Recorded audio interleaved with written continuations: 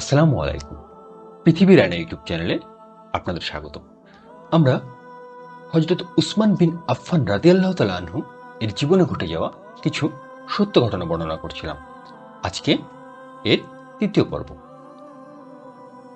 একদিন রাসূল সাল্লাল্লাহু আলাইহি সাল্লাম তার মেয়ে উম্মে কুলসুম রাদিয়াল্লাহু তাআলা আনহা এর ঘরে এসে দেখতে পেলেন তিনি তার স্বামী উসমানের মাথা ধুয়ে দিচ্ছে।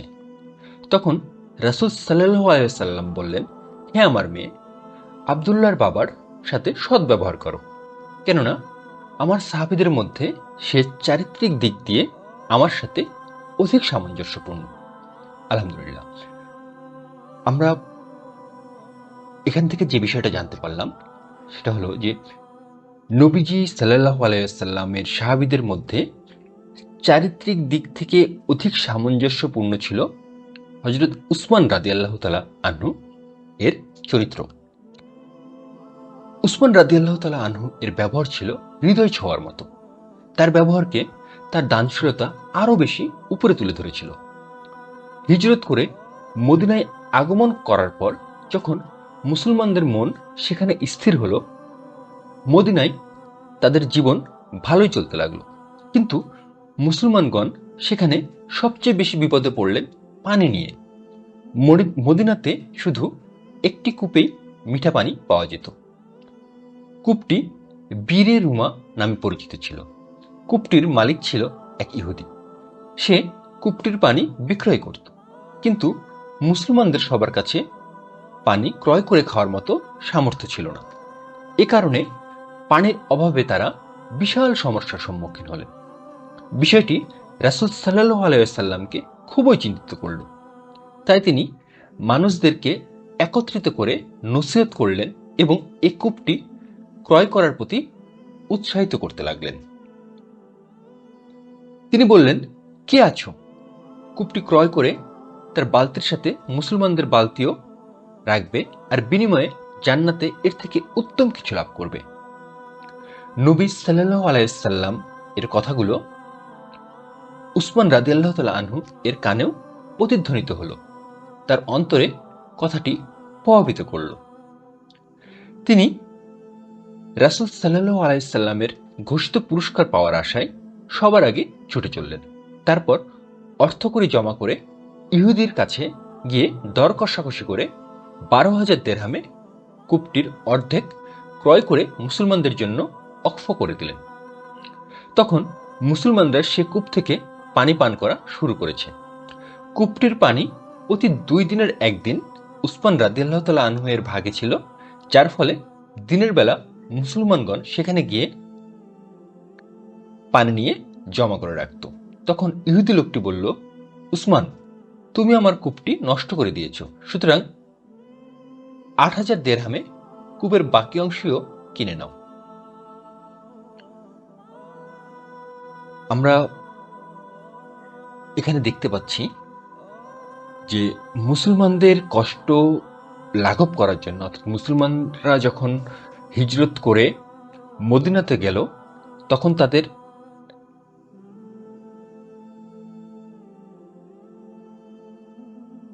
পানির খুব কষ্ট হচ্ছিল, কারণ সেখানে একটা মাত্র কূপ ছিল, যে কূপটি থেকে মিঠা পানি উঠত এবং সেটি ছিল একজন ইহুদির দখলে। তো এমত অবস্থায় মুসলমানদের পানির কষ্ট লাঘব করার জন্য রাসূল সাল্লাল্লাহু আলাইহি সাল্লামের আহ্বানে সাড়া দিয়ে হযরত উসমান বিন আফফান রাদিয়াল্লাহু তাআলা আনহু সেই কূপটি ক্রয় করে নিয়েছিল এবং সেটি মুসলমানদের জন্য ফ্রি করে দিয়েছিল, মানে অক্ফ করে দিয়েছিল। আলহামদুলিল্লাহ, এটা নিঃসন্দেহে একটি পুণ্যের কাজ ছিল। আমি অবশ্যই রাসূল সাল্লাল্লাহু আলাইহি সাল্লামের দরজায় দাঁড়ান হব, কথা বলে আবু মুসা আশআরী রাদিয়াল্লাহু তাআলা আনহু একটি লাঠি নিয়ে রওনা করলেন। এদিকে রাসূল সাল্লাল্লাহু আলাইহি সাল্লাম বীরে উরাইস এসে ওযু করলেন। এরপর তিনি কূপের উপর বসে রইলেন। কিছুক্ষণ পর আবু মুসা আশআরী রাদিয়াল্লাহু তাআলা আনহু এসে তাকে সালাম দিলেন।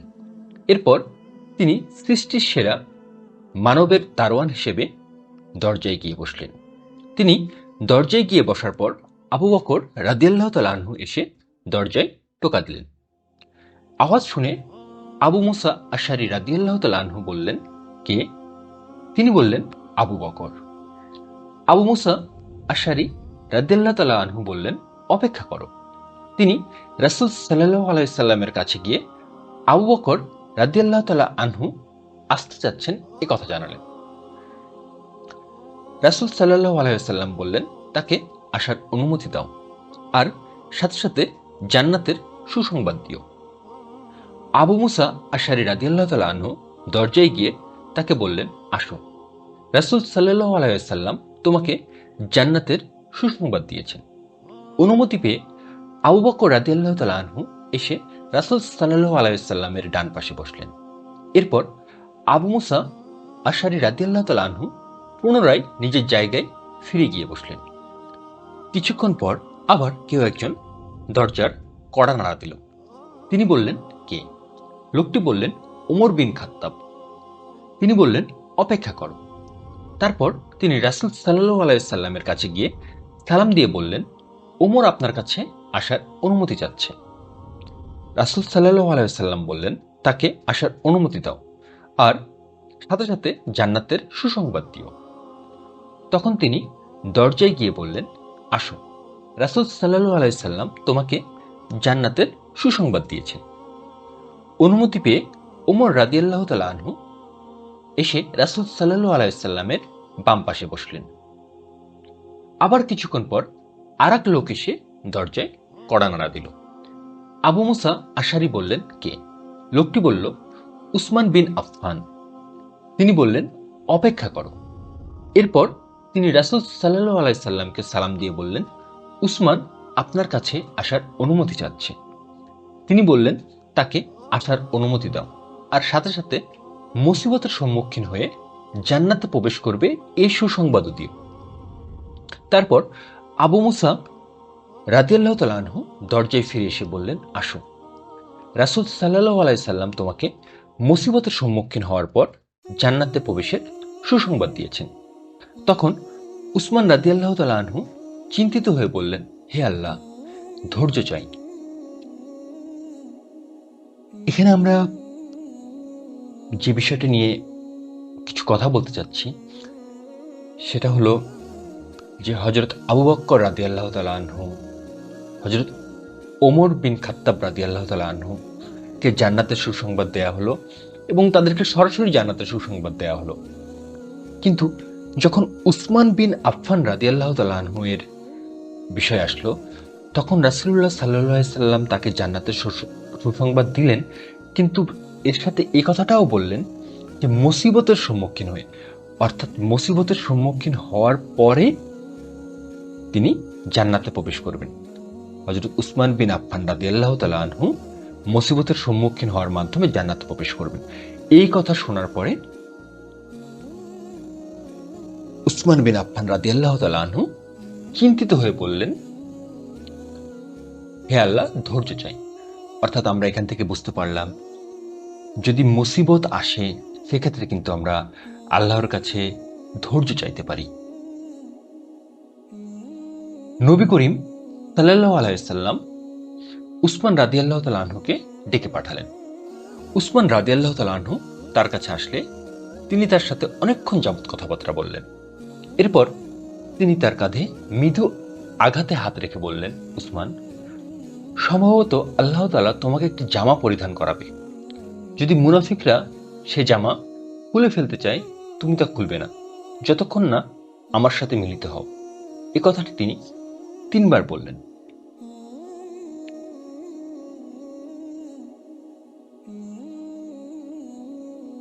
আমরা একটা বিষয় নিশ্চয়ই জানি যে ইসলামের তৃতীয় খলিফা উসমান রাদিয়াল্লাহু তাআলা আনহু দীর্ঘ সময় এই মুসলিম উম্মতের খলিফা ছিলেন এবং তার খিলাফতের শেষের দিকে তার জীবনে কিন্তু অনেক মুসিবত এসেছিল, যে অনেকেই চাচ্ছিলেন তিনি যেন তার খিলাফত ছেড়ে দেন, এবং একসময় তাকে তার বাসায় অবরুদ্ধ করে রাখার মতো একটা অবস্থা হয়েছিল এবং সব শেষে কিন্তু তাকে হত্যা করা হয়েছিল। এবং তাকে যখন হত্যা করা হয় তিনি তখন কোরআন শরীফ পড়া অবস্থায় ছিলেন। তো এখানে যে বিষয়টা উল্লেখ করতে চাচ্ছি সেটা হলো যে উসমান বিন আফফান রাদিয়াল্লাহু তাআলা আনহু কিন্তু সেই সময় খিলাফত ছেড়ে দেননি। এই বিষয় সম্পর্কে যেটুকু জানা যায় সেটা হলো যে এই যে হযরত মুহাম্মদ সাল্লাল্লাহু আলাইহি ওয়াসাল্লাম তাকে বলেছিলেন যে আল্লাহ তোমাকে একটি জামা পরিধান করাবে, তুমি আমার সাথে মিলিত হওয়ার আগ পর্যন্ত সেই জামা খুলো না। মানে এইটা মানে অনেক উচ্চ পর্যায়ের কথাবার্তা। যারা অনেক জ্ঞানী মানুষ তারা হয়তো তাদের কথাবার্তার ধরন বুঝতে পারে। তো এখানে এই জামা বলতে হযরত উসমান রাদিয়াল্লাহু তাআলা আনহু যে খিলাফতটা ছিল সেটাকে নির্দেশ করা হয়েছে এবং তিনি কিন্তু তার সেই খিলাফত ছেড়ে দেননি। যদিও তার জীবন শঙ্কার ভিতর পড়ে গিয়েছিল, কিন্তু এই যে নবীজি তাকে যে বলে গিয়েছিলেন যে তুমি সেটা খুলো না, তো এই জন্য তিনি কিন্তু তার খিলাফত ছেড়ে দেননি। মানে শেষে তাকে মৃত্যুবরণ করতে হয়েছিল। আলহামদুলিল্লাহ। মানে নবীর সাহাবী যারা ছিলেন তারা কিন্তু নবীজির প্রত্যেকটি কথাকেই অক্ষরে অক্ষরে পালন করেছেন। আলহামদুলিল্লাহ, আলহামদুলিল্লাহ। এবং তাদের এই ডেডিকেশনের জন্যই হয়তো আমরা এখন এত সহজভাবে ইসলামটা পালন করতে পারছি। আমরা চাইলে এখন মসজিদে গিয়ে নামাজ পড়তে পারছি, যে কোনো জায়গায় সহজেই চলাফেরা করতে পারছি। আমাদের চলাফেরায় কিন্তু কোনো বাধা নেই। এটা কিন্তু এমনি এমনি হয়ে যায়নি, এটা হয়েছে সেই সাহাবীদের আত্মত্যাগের বিনিময়ে। তো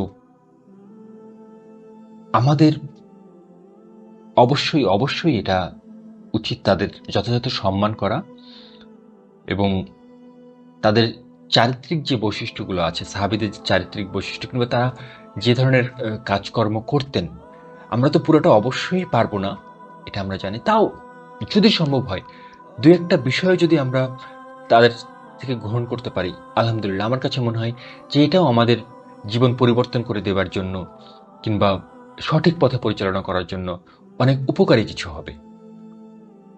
আজকের মতো ঘটনা এই পর্যন্তই। এরকম আরও ঘটনা শোনার জন্য এবং জানার জন্য কাইন্ডলি আমাদের সাথেই থাকুন। ধন্যবাদ।